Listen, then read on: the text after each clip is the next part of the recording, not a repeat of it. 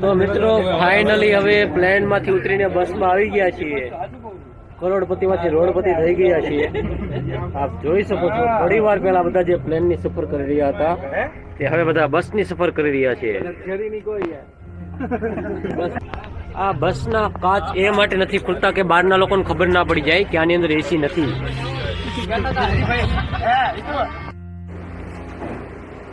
આ છે અમારો સામાન, આ છે અમારા તબલા, આ છે આખો એવો રૂમ, આ છે મારા મિત્ર. ઉપરનો ઇન્ટિરિયર તમે જોઈ શકો છો, સારો એવો રૂમ આપ્યો છે પાર્ટીએ અમને. એસી વાળો રૂમ છે ભાઈ, જોરદાર રૂમ છે, મસ્ત મજાની જગ્યા છે, તમે જોઈ શકો છો. તો ચલો મળીએ દિલ્હી દર્શન. માતાજી મિત્રો, તો અમે જઈ રહ્યા છીએ અત્યારે દિલ્હી દર્શન માટે. સવારના વહેલા એમ કે 6 વાગી ગયા છે. તમે જોઈ શકો છો આ દિલ્હીના નીકળતા વાહનો બધા.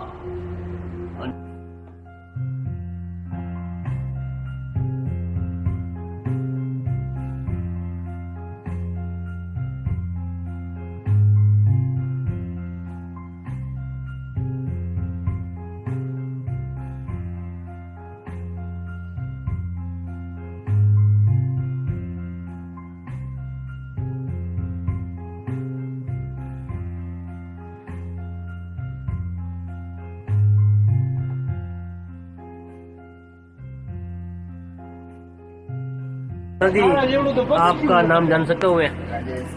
राजेश कुमार। आप कितने साल से बस चला रहे हैं? 32 साल से। क्या बात है, बहुत ही बढ़िया तजुर्बा है। और आप कहाँ से हो? हरियाणा। हरियाणा? हरियाणा? हरियाणा करनाल से। हरियाणा करनाल से। वाह, क्या बात है सर जी।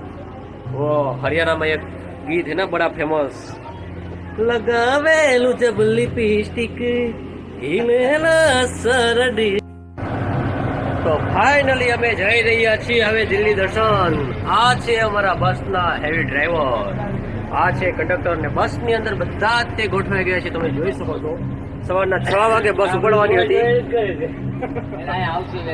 હા, કઈ વાંધો જરૂર થઈ ગયા હતા અત્યારે. નમસ્કાર. અચ્છા,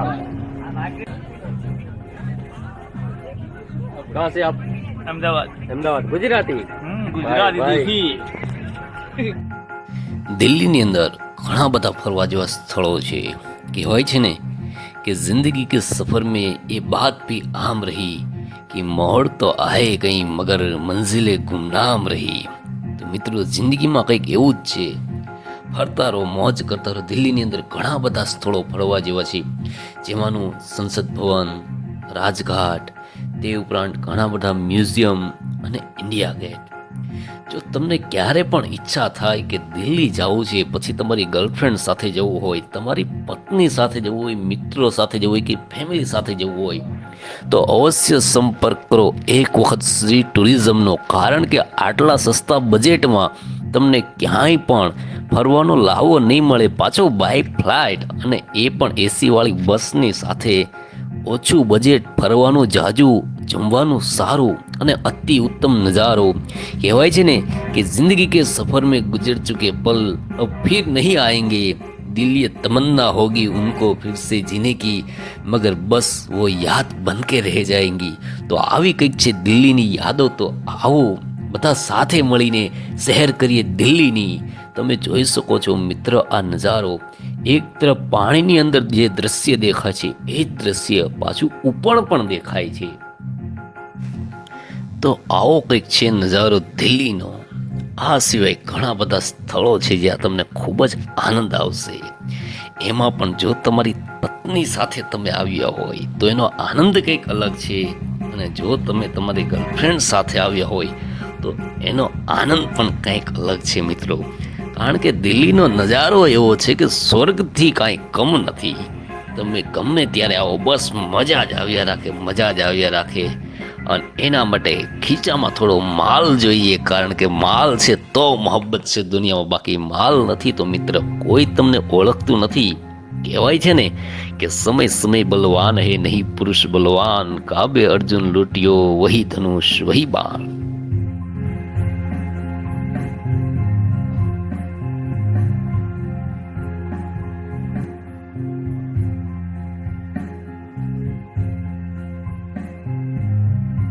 તમે મજામાં? મજા મજા જોરદાર. દિલ્હી આવીને કેવું લાગી રહ્યું છે તમને? દિલ્હી તો મજા જ આવે ને. ફર્સ્ટ ટાઈમ આવ્યો એટલે અરે ફર્સ્ટ ટાઈમ આવ્યા? વાહ વાહ. First time. ક્યાંથી? ગુજરાતથી? ગુજરાત જામનગર. વાહ, જામનગરથી. જય હો જય હો. તો ફાઇનલી મિત્રો અમે પહોંચી ગયા છીએ ઇન્ડિયા ગેટ દિલ્હી. તમે જોઈ શકો છો ભારતનો અદ્ભુત સુંદર નજારો, જેને દિલ્હીની શાન કહી શકાય. હજારો લોકો રોજે આવે છે અહીંયા ફોટોગ્રાફી કરવા માટે, તે ઉપરાંત આ દ્રશ્ય જોવા માટે, કારણ કે હિસ્ટોરિકલ પેલેસ છે, ઐતિહાસિક સ્થળ છે. અને તે ઉપરાંત કહેવાય છે કે આની અંદર અખંડ જ્યોત જળહળે છે.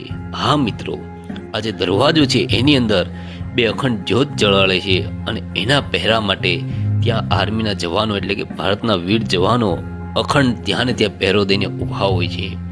ભારત માટે ગૌરવની વાત છે મિત્રો. તો દિલ્હીમાં જાઓ તો અવશ્ય મુલાકાત લેજો ઇન્ડિયા ગેટની, તે ઉપરાંત ત્યાંના બગીચાની, અને ઘણા બધા સ્થળો કે જે તમારા દિલને આનંદ આપે, તમારા મનને શાંતિ આપે.